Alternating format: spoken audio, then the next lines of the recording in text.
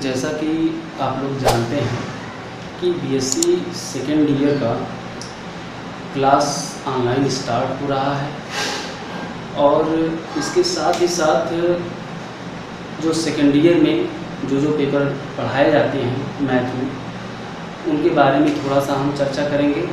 और चर्चा करने के बाद हम लोग जो है पहले यूनिट का पहला चैप्टर स्टार्ट करेंगे।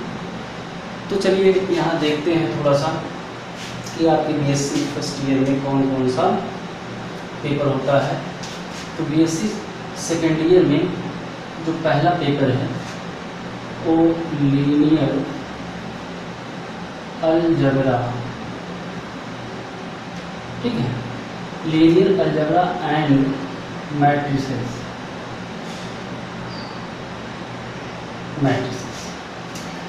इसके बाद जो दूसरा पेपर होता है इसको बोलते हैं डिफरेंशियल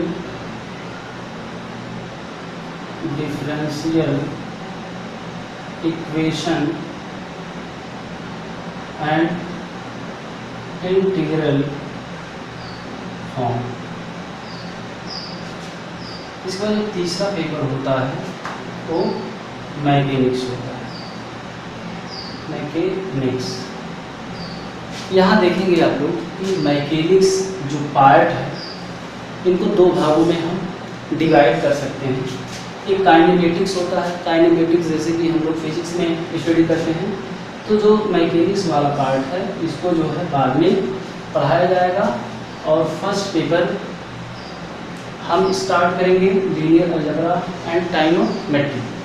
जो मैकेनिक्स है, मैकेनिक्स के दो भागों में डिवाइड है, एक स्टैटिस्टिक और दूसरा है डायनेमिक।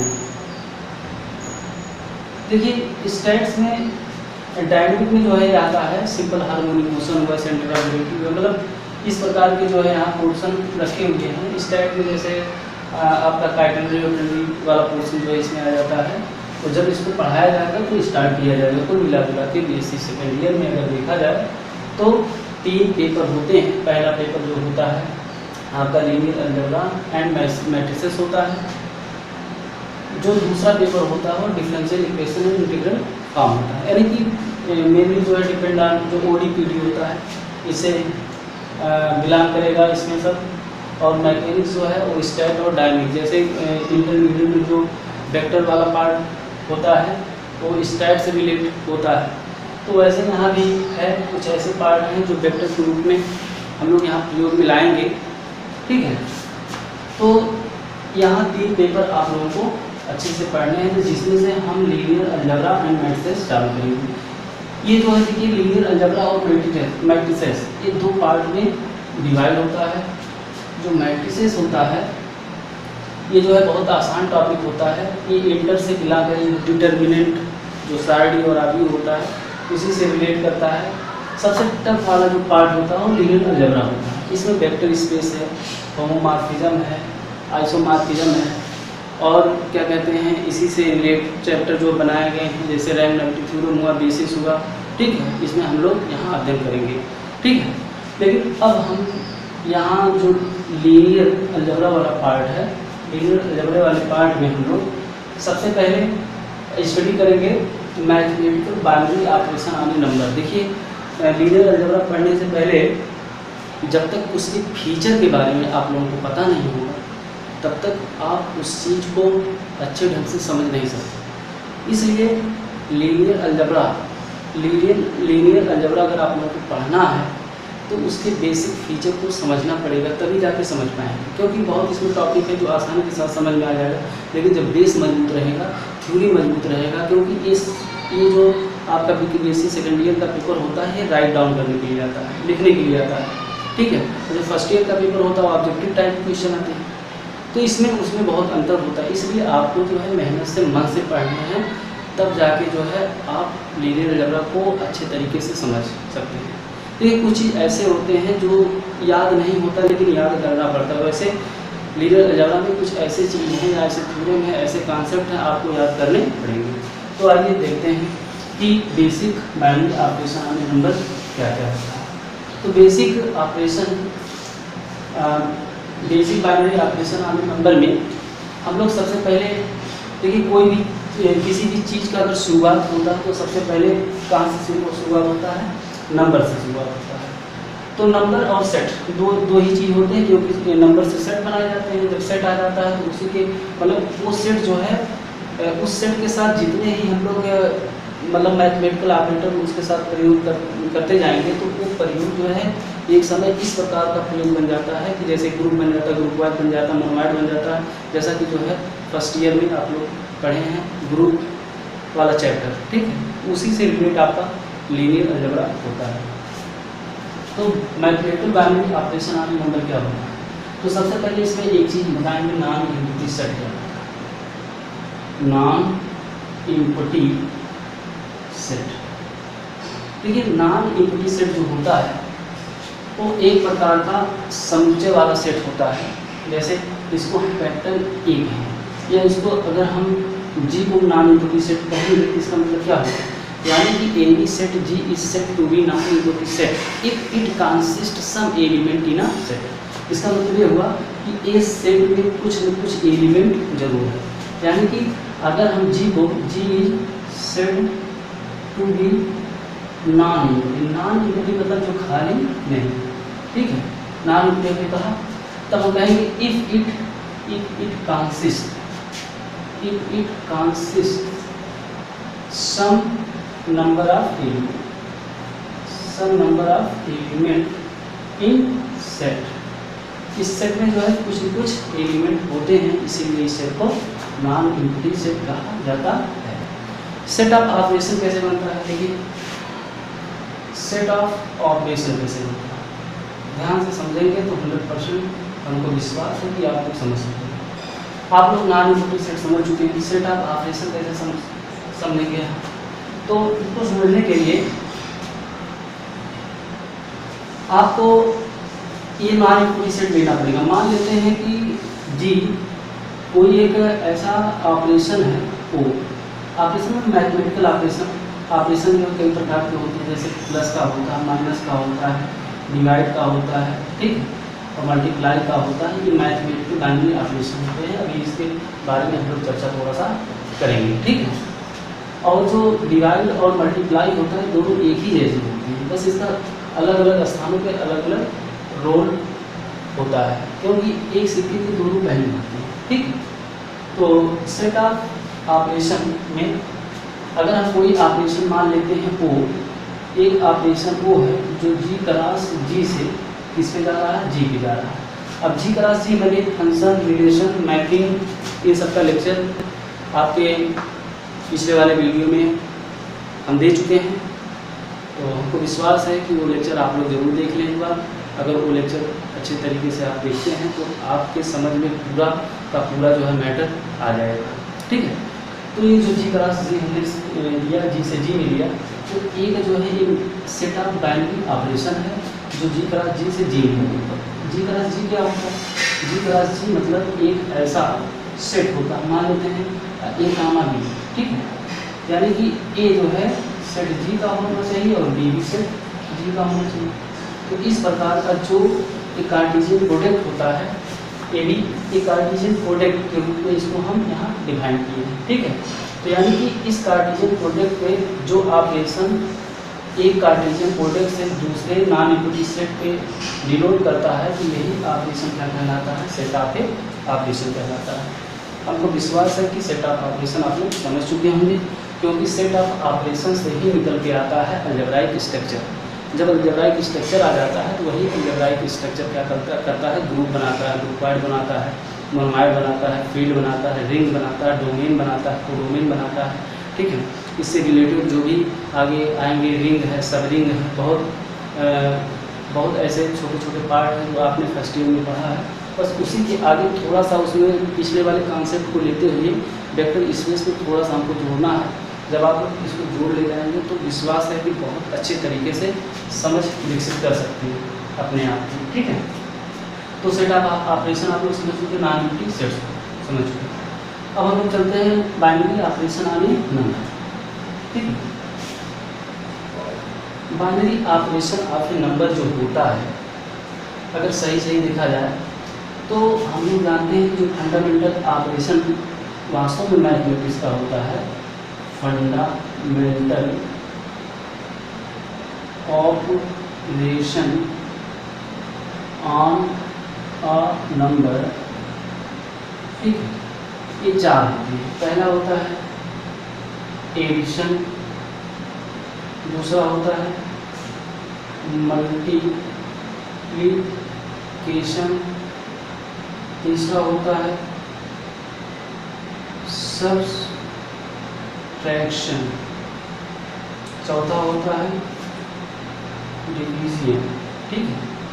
जो एडिशन होता है ये आपको प्लस के रूप में डिनोट किया जाता है या ओ के रूप में डिनोट किया जाता है, कहीं कहीं जो है इसको दूसरे लफ्ज में इसको हम डिनोट करते हैं प्लस को, ठीक है, ऐसे करके सिंबल डिनोट कर दिया जाता है, ठीक है। कहीं कहीं जो है इसको ऐसे करके प्लस के रूप में भी दिखा दिया जाता है, जिसको डायरेक्ट सम कहते हैं। मल्टीप्लाई को जो है डॉट से, स्टार से, इस स्टार से, ठीक है, इस प्रकार जो है इसको हम डिनोट करते हैं। सब्सट्रैक्शन को जो है माइनस से, और ये भी ऋणात्मक डायरेक्ट सम होता है, ठीक है, इस रूप में हम डिनोट करते हैं। डिवीजन को, डिवीजन एक प्रकार का क्या होता है, मल्टीप्लाई का रूप होता है। अगर डिवीजन है या इसको हम मल्टीप्लाई भी कर सकते हैं या इसको डॉट भी कर सकते हैं, मतलब डिवीजन और मल्टीप्लिकेशन जो होता है ये एक ही होता है। याद रखिएगा, जो ग्रुप होता है वो निगेटिव मतलब सब्सट्रैक्शन को बहुत कम सेटिस्फाई करता है, ठीक है। तो ये 4 प्रकार के आपके क्या होते हैं, मैथमेटिकल ऑपरेशन।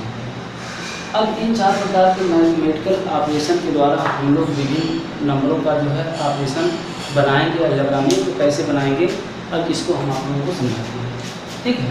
कुल मिला के आप लोग याद रखिएगा, जोड़, घटाव, गुणा और भाग, ठीक है, ये 4 प्रकार के जो सिंबल्स हैं इन्हीं को जो हम लोग बाइनरी ऑपरेशन यानी मैथमेटिकल कहते हैं।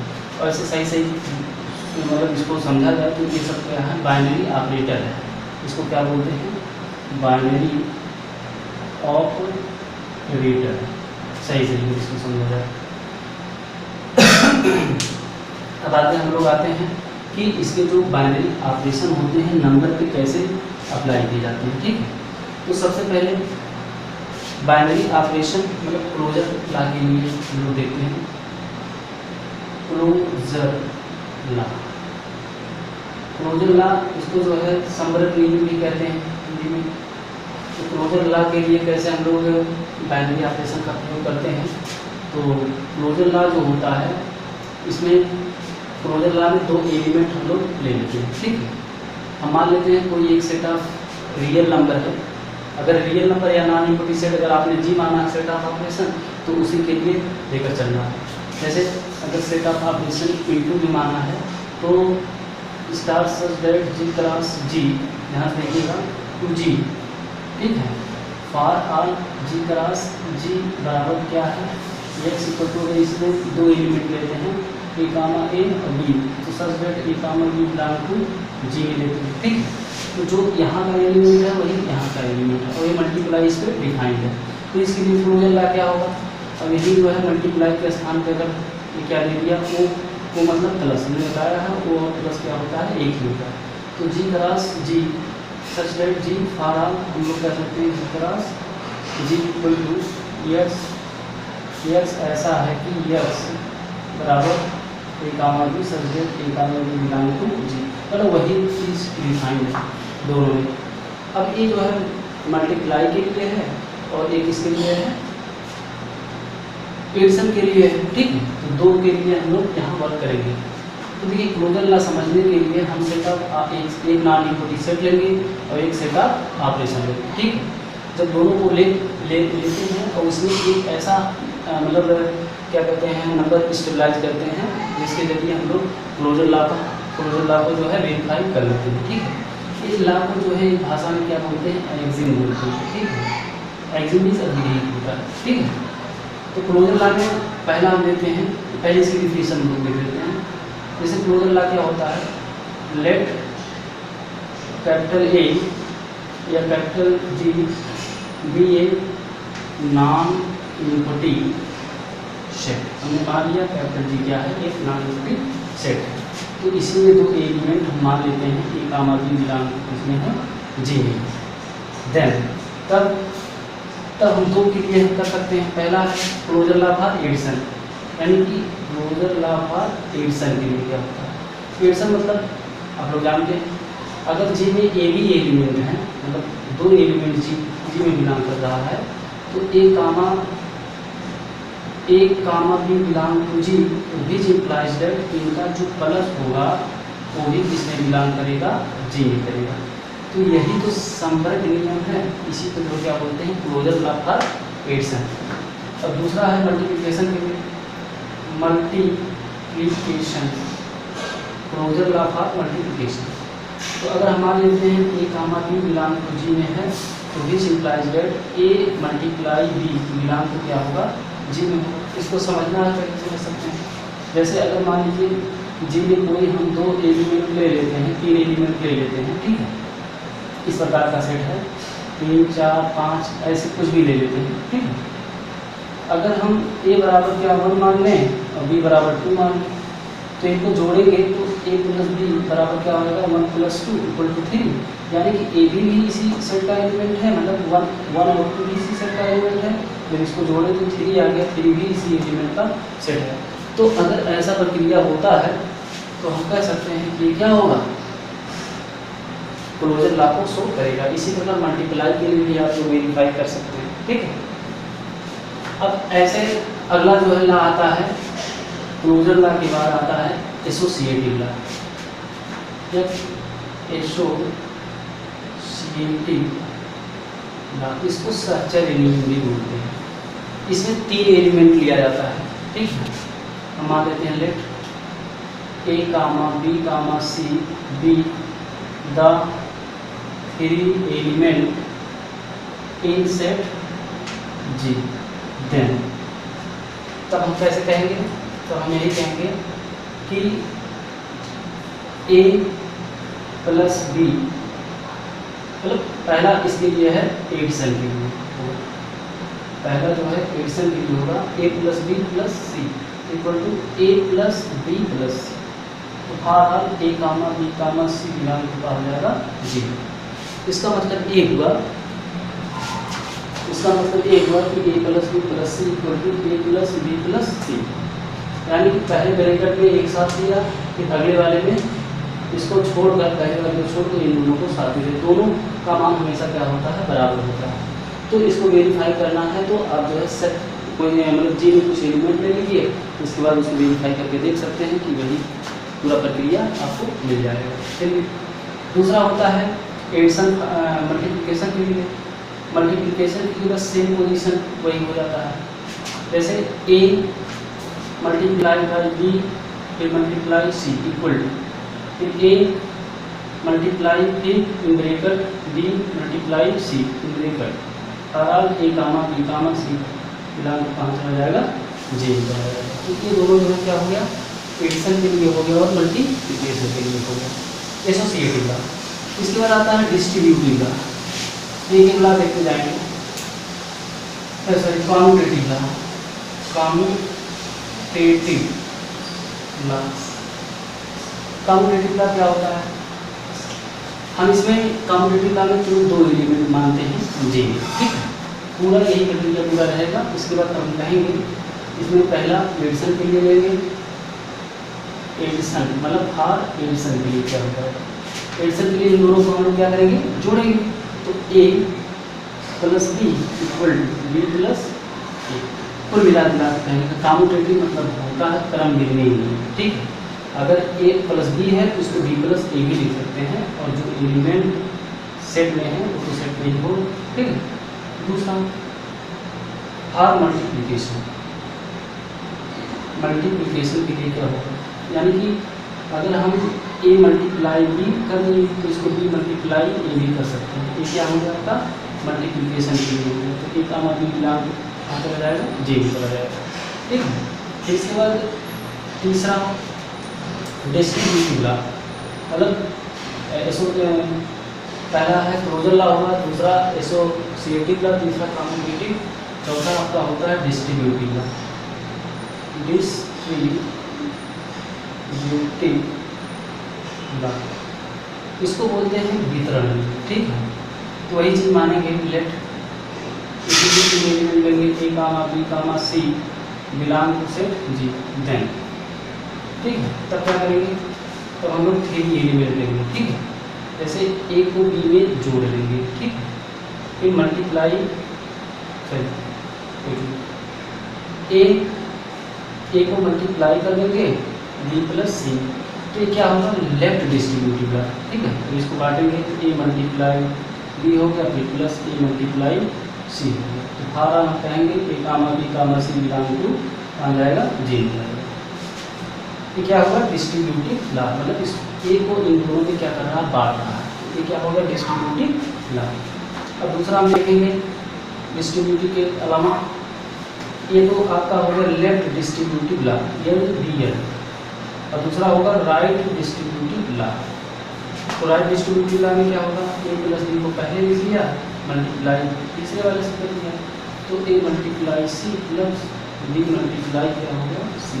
तो फारा हम कह सकते हैं ए comma B comma C belong to G. तो ये आपका जो है डिस्ट्रीब्यूटिव लॉ। और एक जो है कैंसिलेशन लॉ भी होता है, तो कैंसिलेशन लॉ भी समझाते हैं। लेफ्ट कैंसिलेशन लॉ होता है और राइट कैंसिलेशन लॉ होता है। सबसे पहले लेफ्ट कैंसिलेशन लॉ क्या होता है, LCL, इसको बोलते हैं left cancellation law. Left cancellation law में हम लोग जो है 2 एलिमेंट लेते हैं, left A comma B belong to set G. तो जैसे ए multiply B equal to A multiply C, यानी कि अगर लेफ्ट में दोनों बराबर हैं तो विच इम्प्लाई जेड क्या लेता है, b equal to c. For all a comma B comma C belong इसमें चला जाएगा जी। ये लेफ्ट कैंसिलेशन लॉ। अगला राइट कैंसिलेशन लॉ क्या होता है, राइट कैंसिलेशन में यही से मिलता हो जाता है। जैसे अगर A multiply B equal to C multiply B कर देते हैं, ठीक है। तो ये देखिए तुरंत राइट में बराबर है, तो इसलिए क्या होगा, राइट कैंसिलेशन का ए equal to C. For all A comma B comma C belong to कहाँ पर जाएगा, जी में चला जाएगा। अब इसके बाद सबसे मोस्ट इम्पॉर्टेंट आपका जो आता है, एग्जिस्टेंस ऑफ आइडेंटिटी और इनवर्स। यहीं से बहुत बढ़िया जो है क्वेश्चन बनता है। पूरा जो है वेक्टर स्पेस अलजेब्रा यहीं से ही स्टार्ट होता है, ठीक है। तो वेक्टर स्पेस और अलजेब्रा यहीं से स्टार्ट होता है, तो इसको हम लोग समझते हैं। चलिए देखते हैं एग्जिस्टेंस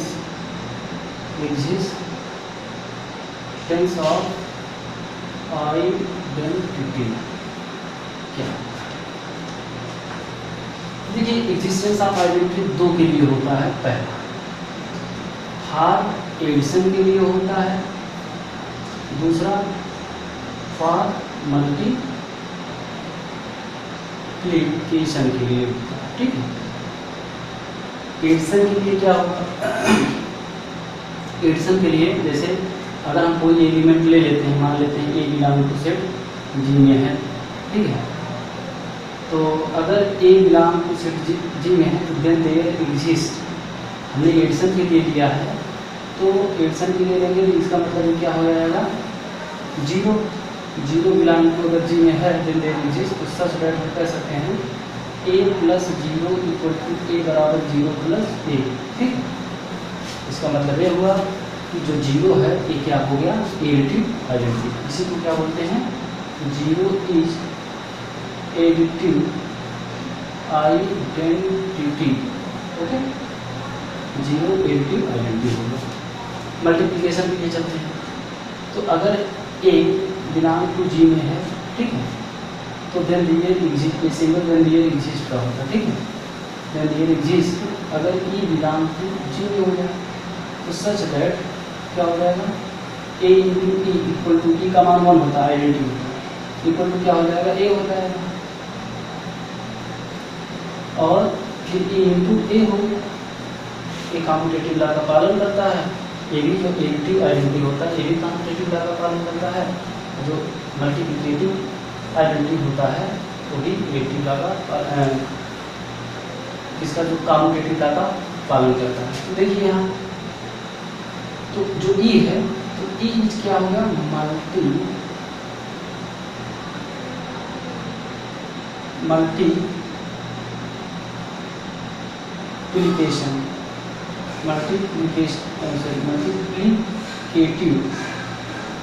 आइडेंटिटी, ये मल्टीप्लिकेटिव आइडेंटिटी, ठीक है।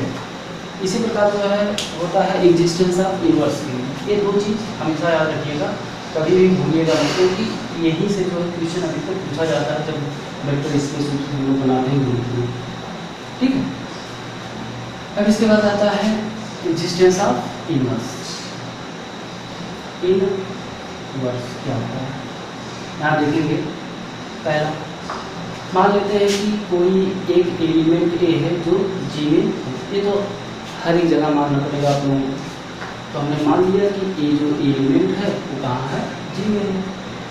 जब ए एलिमेंट जी में है तो इसको जो है हम किस रूप में वहाँ लिख सकते हैं, यानी कि पहला बनेगा एडिशन के लिए, एडिशन के लिए मतलब एडिशन फॉर इनवर्स, ठीक है। तो क्या बनेगा एडिटिव इनवर्स। जैसे अगर ए है, ठीक है, ए में माइनस ए जोड़ देते हैं तब क्या आ जाता है जी, ठीक है। यहाँ से ले लेंगे, अगर ए जो है बिलोंग टू जी में है और माइनस ए यानी कि देन रियल एग्जिस्ट, अगर एग्जिस्ट कर जाए माइनस ए बिलोंग टू जी, तब हम सच दैट कह सकते हैं कि ए प्लस माइनस ए इन दोनों का योग इक्वल टू 0 होगा, फिर इसके बराबर हो जाएगा माइनस ए प्लस ए। यानी कि जब दो संख्याओं का योग 0 हो जाए तो पहले संख्या का जो दूसरी संख्या होता है उसका उल्टा, मतलब जो संख्या दिया गया होता है उसी का उल्टा वाला संख्या क्या कहलाता है, एडिटिव इनवर्स कहलाता है। यानी कि हम कह सकते हैं where minus a is additive inverse. क्या हो गया, एडिटिव इनवर्स हो गया। अब चलिए इस पर मल्टीप्लिकेटिव इनवर्स क्या होता है, दूसरा हम देखते हैं मल्टीप्लिकेटिव इनवर्स। देखिए इसमें क्या मानेंगे, इसमें एक एलिमेंट मान लेंगे जी, देन रियल एग्जिस्ट।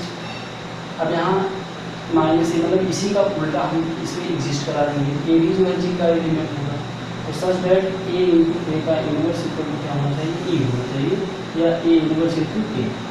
ये कम्यूटेटिव लॉ फॉलो करता है, यानी कि एग्जिस्टेंस ऑफ इनवर्स और एग्जिस्टेंस ऑफ आइडेंटिटी दोनों जो है कम्यूटेटिव लॉ का पालन करता है। तो यहाँ हम कह सकते हैं वेयर ए का इनवर्स इज क्या होगा, मल्टीप्लिकेटिव आइडेंटिटी, ठीक है। यानी कि आप लोग देख लिए माइनस ए को एडिटिव इनवर्स कहते हैं और ए इनवर्स को मल्टीप्लिकेटिव